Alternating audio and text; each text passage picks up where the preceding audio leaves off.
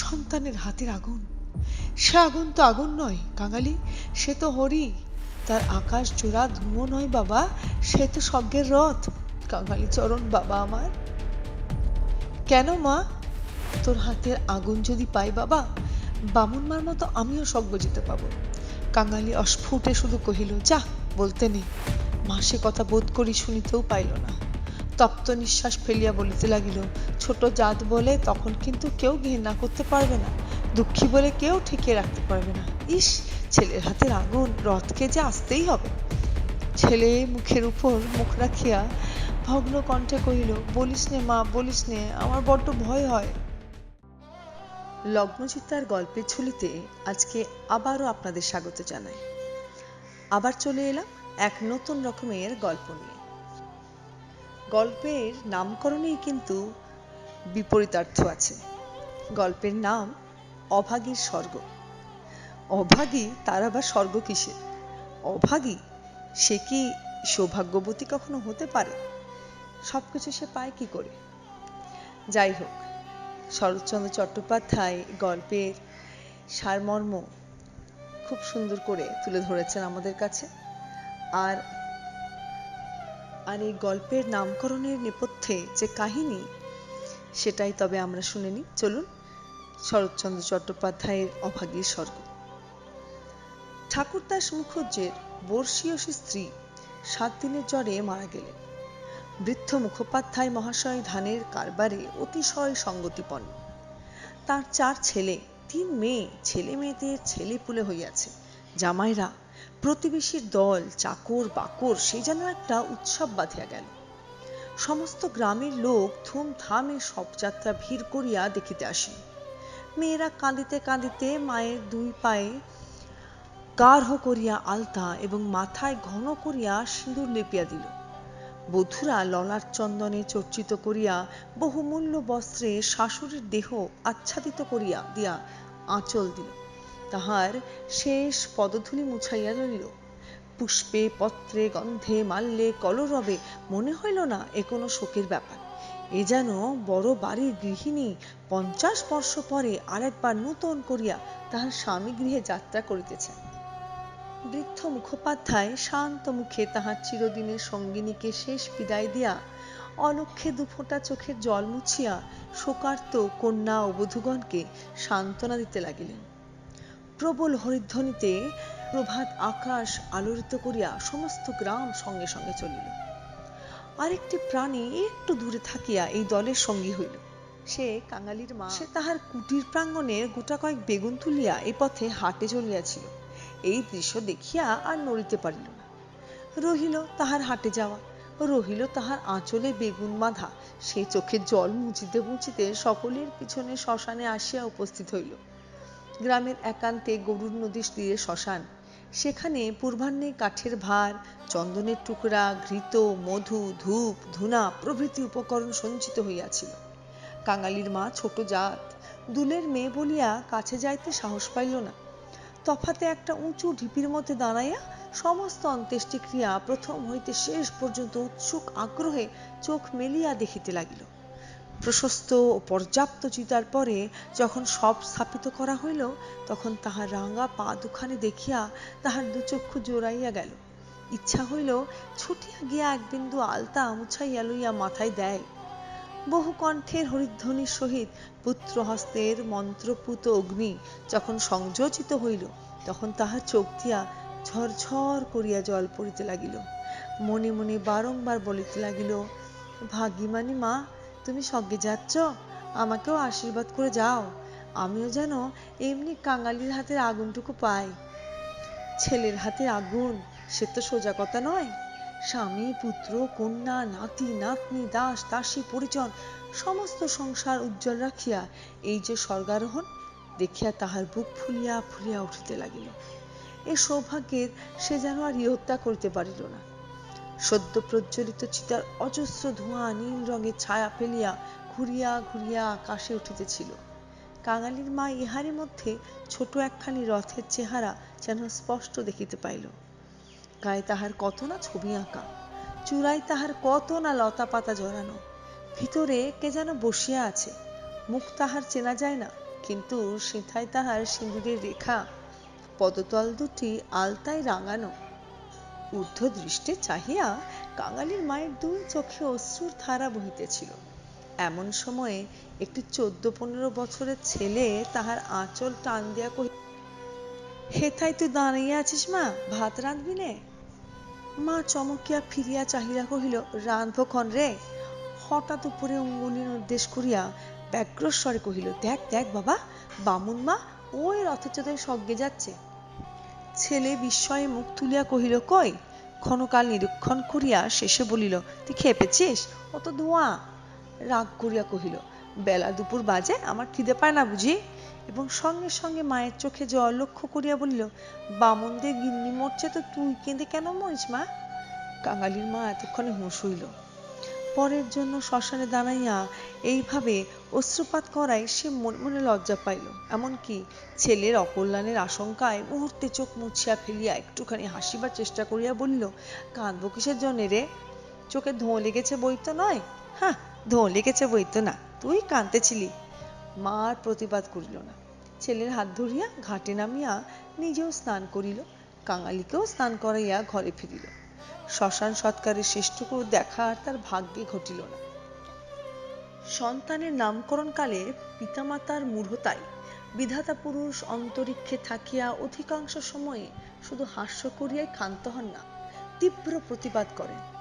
তাই তাহাদের সমস্ত জীবনটা তাহাদের নিজের নামগুলোকেই যেন আমরণ ভ্যাংচাইয়া চলিতে থাকে। কাঙালির মার জীবনের ইতিহাস ছোট, কিন্তু সেই ছোট্ট কাঙাল জীবনটুকু বিধাতার এই পরিহাসের দায় হইতে অব্যাহতি লাভ করিয়াছিল। তাহাকে জন্ম দিয়া মা মরিয়াছিল। বাপ রাগ করিয়া নাম দিল অভাগী। মা নাই, বাপ নদীতে মাছ ধরিয়া বেড়ায়, তাহার না আছে দিন না আছে রাত। তবু যে কি করিয়া ক্ষুদ্র অভাগী একদিন কাঙালির মা হইতে বাঁচিয়া রহিল সে এক বিস্ময়ের বস্তু। যাহার সহিত বিবাহ হইল তাহার নাম রসিক বাঘ। বাঘের অন্য বাঘিনী ছিল। ইহাকে লইয়া সে গ্রামান্তরে উঠিয়া গেল। অভাগী তাহার অভাগ্য শিশুপুত্র কাঙালিকে লইয়া গ্রামেই পড়িয়া রহিল। তাহার সেই কাঙালি বড় হইয়া আজ 15 পা দিয়াছে। সবে মাত্র বেতের কাজ শিখিতে আরম্ভ করিয়াছে। অভাগীর আশা হইয়াছে আরো বছরখানেক তাহার অভাগ্যের সহিত যুঝিতে পারিলে দুঃখ ঘুচিবে। এই দুঃখ যে কি, যিনি দিয়াছেন তিনি ছাড়া আর কেহই জানে না। কাঙালি পুকুর হইতে আঁচাইয়া আসিয়া দেখিল তাহার পাতের ভুক্তাবশেষ মা একটা মাটির পাত্রে ঢাকিয়া রাখিতেছে। আশ্চর্য হইয়া জিজ্ঞাসা করিল, তুই খেলি নে মা? বেলা গড়িয়ে গেছে বাবা, এখন আর খিদে নেই। ছেলে বিশ্বাস করিল না, বলিল, না খিদে নেই বই কি, কই দেখি তোর হাঁড়ি। এই ছলনায় বহুদিন কাঙালির মা কাঙালিকে ফাঁকি দিয়া আসিয়াছে। সে হাঁড়ি দেখিয়া তবে ছাড়িল। তাহাতে আর একজনের মতো ভাত ছিল। তখন সে প্রসন্ন মুখে মায়ের কোলে গিয়া বসিল।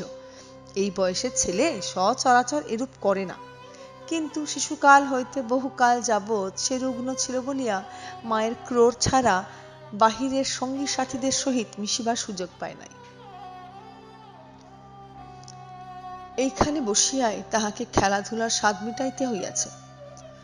এক হাতে গলা জড়াইয়া মুখের উপর মুখ রাখিয়াই কাঙালি চকিত হইয়া কহিল, মা, তোর গা যে গরম, কেন তুই এমন রোদে দাঁড়িয়ে মরা পোড়ানো দেখতে গেলি? কেন আবার নিয়ে এলি? মরা পোড়ানোর কি তুই? মা শ্বশুর ব্যস্ত ছেলের মুখে হাত চাপা দিয়া কহিল, ছি বাবা, মরা পোড়ানো বলতে নেই, পাপ হয়।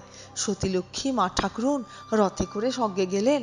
ছেলে সন্দেহ করিয়া কহিল, তোর এক কথা মা, রথে চড়ে কেউ নাকি আবার সজ্ঞে যায়? মা বলিল, আমি যে চোখে দেখলুম কাঙালি, বামুন মা রথের উপরে বসে, তেনার রাঙা পা দুখানি যে সবাই চোখ মেলে দেখলে রে, সবাই দেখলে, সবাই দেখলে। কাঙালি মায়ের বুকে ঠেস দিয়া বসিয়া ভাবিতে লাগিল। মাকে বিশ্বাস করাই তাহার অভ্যাস। বিশ্বাস করিতেই সে শিশুকাল হইতে শিক্ষা করিয়াছে। সেই মা যখন বলিতেছে সবাই চোখ মেলিয়া এত বড় ব্যাপার দেখিয়াছে, তখন অবিশ্বাস করিবার আর কিছু নাই। খানিক পরে আস্তে আস্তে কহিল, তাহলে তুইও তোমার সজ্ঞে যাবি? বিন্দির মা সেদিন রাখালের পিসিকে বলতেছিল, ক্যাংলার মার মতো সতীলক্ষ্মী আর দুলে পাড়ায় নেই। কাঙালির মা চুপ করিয়া রহিল। কাঙালি তেমনি ধীরে ধীরে কহিতে লাগিল, বাবা যখন তোরে ছেড়ে দিলে তখন তোরে তো কত লোকে নিকে করতে সাধাসাধি করলে, কিন্তু তুই বললি না, বললি কাঙালি বাঁচলে আমার দুঃখ ঘুচবে। আবার নিকে করতে যাব কিসের জন্যে? হামা, তুই নিকে করলে আমি কোথায় থাকতুম? আমি হয়তো না খেয়ে একদিন কবে মরে যেতুম। মা ছেলেকে দুই হাতে বুকে চাপিয়া ধরিল। বস্তুত সেদিন তাহাকে এই পরামর্শ কম লোকে দেয় নাই, এবং যখন সে কিছুতেই রাজি হইল না, তখন উৎপাত উপদ্রব তাহার প্রতি সামান্য হয় নাই। সেই কথা স্মরণ করিয়া অভাগীর চোখ দিয়া জল পড়িতে লাগিল। ছেলে হাত দিয়া মুছাইয়া দিয়া বলিল, কেঁতেটা পেতে দে মা, শুবি? মা চুপ করিয়া রহিল। কাঙালি মাদুর পাতিল, কাঁথা পাতিল, মাচার উপর হইতে ছোট বালিশটি পারিয়া দিয়া হাত ধরিয়া তাহাকে বিছানায় টানিয়া লইয়া যাইতে মা কহিল, কাঙালি, আজ তোর আর কাজে গিয়ে কাজ নেই। কাজ কামাই করিবার প্রস্তাব কাঙালির খুব ভালো লাগিল, কিন্তু কহিল, জলপানির পয়সা দুটো তো তাহলে দেবে না মা? না দিগ্গে, আয় তোকে রূপকথা বলি। আর প্রলুব্ধ করিতে হইল না। কাঙালি তৎক্ষণাৎ মায়ের বুক ঘেঁষিয়া শুইয়া পড়িয়া কহিল, বল তাহলে, রাজপুত্তুর, কোটালপুত্তুর, আর সেই পক্ষীরাজ ঘোড়া? অভাগী রাজপুত্র, কোটালপুত্র আর পক্ষীরাজ ঘোড়ার কথা দিয়া গল্প আরম্ভ করিল। এ সকল তাহার পরের কাছে কতদিনের শোনা এবং কতদিনের বলা উপকথা। কিন্তু মুহূর্ত কয়েক পরে কোথায় গেল তাহার রাজপুত্র, আর কোথায় গেল তাহার কোটালপুত্র? সে এমন উপকথা শুরু করল, যাহা পরের কাছে তাহার শেখা নয়। যে সৃষ্টি! জ্বর তাহার যত বাড়িতে লাগিল, উষ্ণ রক্তস্রোত যত দ্রুত বেগে মস্তিষ্কে বাহিতে লাগিল, ততই সে যেন নব নব উপকথার ইন্দ্রজাল রচনা করিয়া চলিতে লাগিল। তাহার বিরাম নাই, বিচ্ছেদ নাই। কাঙালির স্বল্প দেহ বার বার রোমাঞ্চিত হইতে লাগিল। ভয়ে ভয়ে বিস্ময়ে পুলকে সে সজোরে মায়ের গলা জড়াইয়া তাহার বুকের মধ্যে যেন মিশিয়া যাইতে চাহিল। বাহিরে বেলা শেষ হইল, সূর্য অস্ত গেল। সন্ধ্যার ম্লান ছায়া গাঢ়তর হইয়া চরাচর ব্যাপ্ত করিল, কিন্তু ঘরের মধ্যে আজ আর দীপ জ্বলিল না। গৃহস্থের শেষ কর্তব্য সমাধা করিতে কেহ উঠিল না। নিবিড় অন্ধকারে কেবল রুগ্ন মাতার অবাধ গুঞ্জন নিস্তব্ধ পুত্রের কর্ণে সুধা বর্ষণ করিয়া চলিতে লাগিল।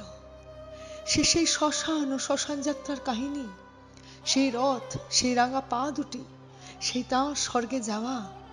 কেমন করিয়া শোকার্ত স্বামী শেষ পদধূলি দিয়া কাঁদিয়া বিদায় দিলেন, কি করিয়া হরিধ্বনি দিয়া ছেলেরা মাতাকে বহন করিয়া লইয়া গেল। তারপরে সন্তানের হাতের আগুন। সে আগুন তো আগুন নয় কাঙালি, সে তো হরি। তার আকাশ জোড়া ধুমো নয় বাবা, সে তো স্বর্গের রথ। কাঙালি চরণ বাবা আমার। কেন মা? তোর হাতের আগুন যদি পাই বাবা, বামুন মার মতো আমিও স্বর্গ যেতে পাবো। কাঙালি অস্ফুটে শুধু কহিল, যা, বলতে নেই। মা সে কথা বোধ করি শুনিতেও পাইল না।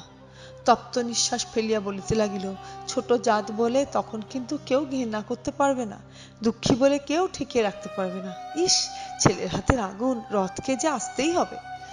ছেলে মুখের উপর মুখ রাখিয়া ভগ্ন কণ্ঠে কহিল, বলিস নে মা, বলিস নে, আমার বড্ড ভয় হয়। মা কহিল, আর দেখ কাঙালি, তোর বাবাকে ধরে আনবি। অমনি যেন পায়ের ধুলো মাথায় দিয়ে আমাকে বিদায় দেয়, অমনি পায়ে আলতা, মাথায় সিঁদুর দিয়ে। কিন্তু কে বা দেবে? তুই দিবি না রে কাঙালি? তুই আমার ছেলে, তুই আমার মেয়ে, তুই আমার সব। বলিতে বলিতে সে ছেলেকে একবারে বুকে চাপিয়া ধরিল। অভাগীর জীবননাট্যের শেষ অঙ্ক পরিসমাপ্ত হইতে চলিল। বিস্তৃতি বেশি নয়, সামান্যই। বোধ করি ৩০টা বৎসর আজও পার হইয়াছে কি হয় নাই, শেষও হইল তেমনি সামান্যভাবে। গ্রামে কবিরাজ ছিল না, ভিন্ন গ্রামে তাহার বাস। কাঙালি গিয়া কাঁদাকাটি করিল, হাতে পায়ে পড়িল, শেষে ঘটি বাঁধা দিয়া তাহাকে ১ টাকা প্রণামী দিল। তিনি আসিলেন না, গোটা চারেক বড়ি দিলেন। তাহার কত কি আয়োজন! খল, মধু, আদার সত্ত্ব, তুলসী পাতার রস। কাঙালি মা ছেলের প্রতি রাগ করিয়া বলিল, কেন তুই আমাকে না বলে ঘুটি বাঁধা দিতে গেলি বাবা? হাত পাতিয়া বড়ি কয়টি গ্রহণ করিয়া মাথায় ঠেকাইয়া উনানে ফেলিয়া দিয়া কহিল, ভালো হইতো এতেই হব। বাগদিদুলের ঘরে কেউ কখনো ওষুধ খেয়ে বাঁচে না। দিন ২-৩ এমনি গেল। প্রতিবেশীরা খবর পাইয়া দেখিতে আসিল। যে যাহা মুষ্টিযোগ জানিত, হরিণের শিং ঘষা জল, গেঁটে করি পুরাইয়া মধুতে মারিয়া চাটাইয়া দেওয়া ইত্যাদি অব্যর্থ ঔষধের সন্ধান দিয়া যে যাহার কাজে গেল। ছেলে মানুষ কাঙালি ব্যতিব্যস্ত হইয়া উঠিতে মা তাহাকে কাছে টানিয়া লইয়া কহিল, কবরেজের বড়িতে কিছু হলো না বাবা, আর ওদের ওষুধে কাজ হবে, আমি এমনি ভালো হব। কাঙালি কাঁদিয়া কহিল, তুই বড়ি তো খেলি না মা, উনুনে ফেলে দিলি, এমনি কেউ কেউ সারে, আমি এমনি সেরে যাব, তার চেয়ে তুই দুটো ভাতে ভাত ফুটিয়ে নিয়ে খা দেখি, আমি চেয়ে দেখি। কাঙালি এই প্রথম অপটু হস্তে ভাত রাঁধিতে প্রবৃত্ত হইল। না পারিল ফ্যান ঝাড়িতে, না পারিল ভালো করিয়া ভাত বাড়িতে। উনান তাহার জ্বলে না, ভিতরে জল পুড়িয়া ধোঁয়া হয়। ভাত ঢালিতে চারিদিকে ছড়াইয়া পড়ে। মায়ের চোখ ছলছল করিয়া আসিল। নিজে একবার উঠিবার চেষ্টা করিল, কিন্তু মাথা সোজা করিতে পারিল না, শয্যায় লুটাইয়া পড়িল। খাওয়া হইয়া গেলে ছেলেকে কাছে লইয়া কি করিয়া কি করিতে হয় বিধিমতে উপদেশ দিতে গিয়া তাহার ক্ষীণ কণ্ঠ থামিয়া গেল। চোখ দিয়া কেবল অবিরল ধারে জল পড়িতে লাগিল। গ্রামে ঈশ্বর নাপিত নারী দেখিতে জানিত। পরদিন সকালে সে হাত দেখিয়া তাহারই সম্মুখে মুখ গম্ভীর করিল, দীর্ঘ নিঃশ্বাস ফেলিল এবং শেষে মাথা নাড়িয়া উঠিয়া গেল। কাঙালির মা ইহার অর্থ বুঝিল, কিন্তু তাহার ভয়ই হইল না। সকলে চলিয়া গেলে সে ছেলেকে কহিল, এইবার একবার তোকে ডেকে আনতে পারিস বাবা? কাকিমা, ওই যে ও গায়ে যে উঠে গেছে। কাঙালি বুঝিয়া কহিল, বাবাকে? অভাগী চুপ করিয়া রহিল। কাঙালি বলিল, সে আসবে কেন মা? অভাগী নিজেরই যথেষ্ট সন্দেহ ছিল, তথাপি আস্তে আস্তে কহিল, গিয়ে বলবি মা শুধু একটু তোমার পায়ের ধুলো চাই। সে তখনই যাইতে উদ্যত হইলে সে তাহার হাতটা ধরিয়া ফেলিয়া বলিল, একটু কাঁদা কাটা করিস বাবা, বলিস মা যাচ্ছে। একটু থামিয়া কহিল, ফেরবার পথে অমনি নাপতে বৌদির কাছে থেকে একটু আলতা চেয়ে আনিস কাঙালি, আমার নাম করলেই সে দেবে, আমাকে বড় ভালোবাসে। ভালো তাহাকে অনেকেই বাসিত। জ্বর হওয়া অবধি মায়ের মুখে সেই কয়টা জিনিসের কথা এতবার এত রকম করিয়া শুনিয়াছে যে সে সেইখান হইতে কাঁদিতে কাঁদিতে যাত্রা করিল।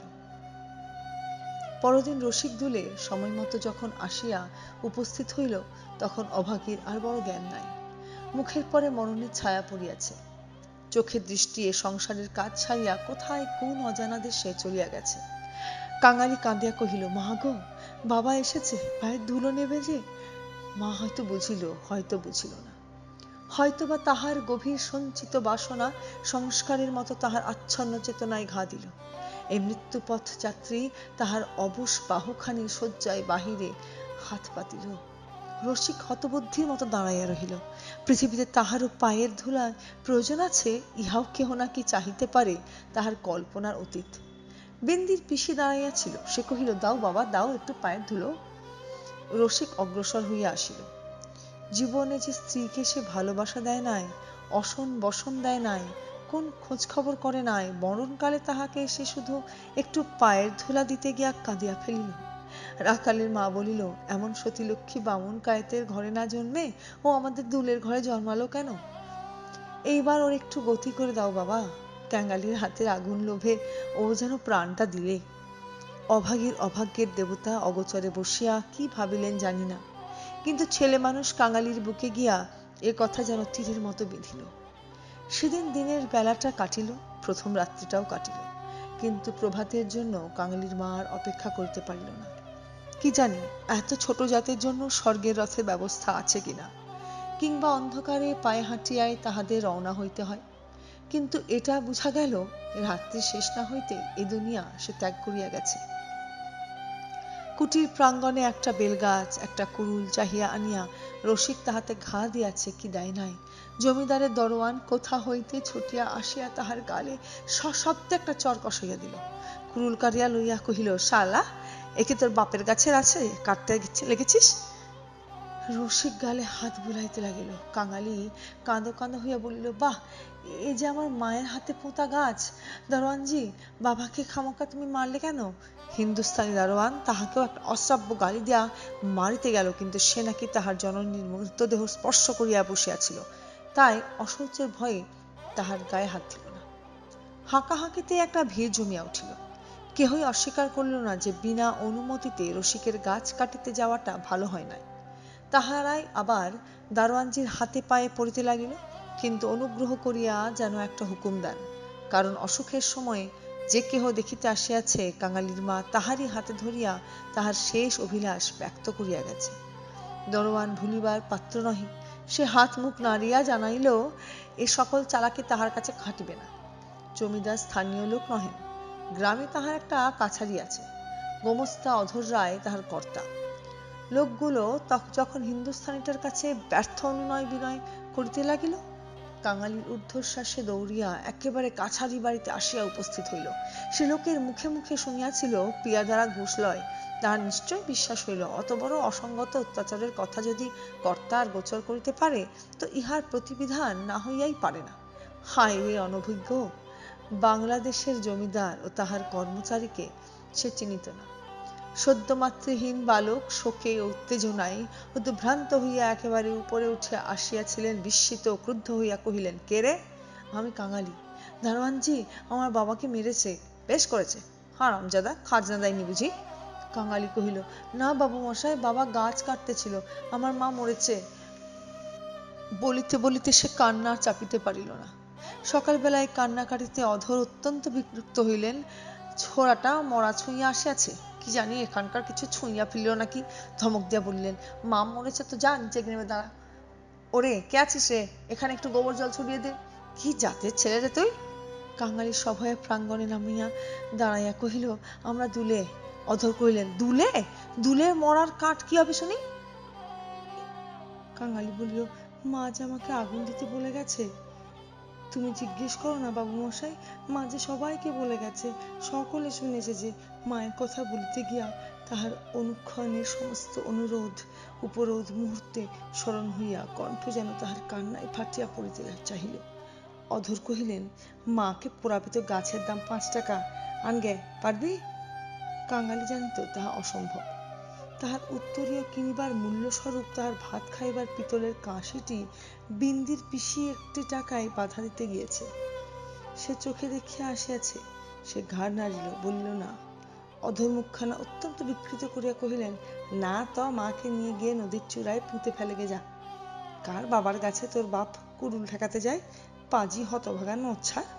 কাঙালি বলিল, সে যে আমাদের উঠানের গাছ বাবু মশাই, সে যে আমার মায়ের হাতে পোতা গাছ। হাতে পোতা গাছ। পারে বেটাকে গলা ধাক্কা দিয়ে বার করে দিত। পারে আসিয়া গলা ধাক্কা দিল এবং এমন কথা উচ্চারণ করিল যাহা কেবল জমিদারের কর্মচারীরাই পারি। কাঙালি ধুলা ছাড়াইয়া উঠিয়া দাঁড়াইল, তারপরে ধীরে ধীরে বাহির হইয়া গেল। কেন সে যে মার খাইল, কি তার অপরাধ, ছেলেটা ভাবিয়াই পাইল না। গোমস্তার নির্বিকার চিত্তে দাগ পর্যন্ত পড়িল না। পড়িলে চাকরি তাহার জুটিত না। কহিলেন, পরেশ, দেখো তো হে, এ বাটার খাজনা বাকি পড়েছে কিনা। থাকে তো জাল টাল কিছু একটা কেড়ে এনে যেন রেখে দেয়, হারামজাদা পালাতে পারে।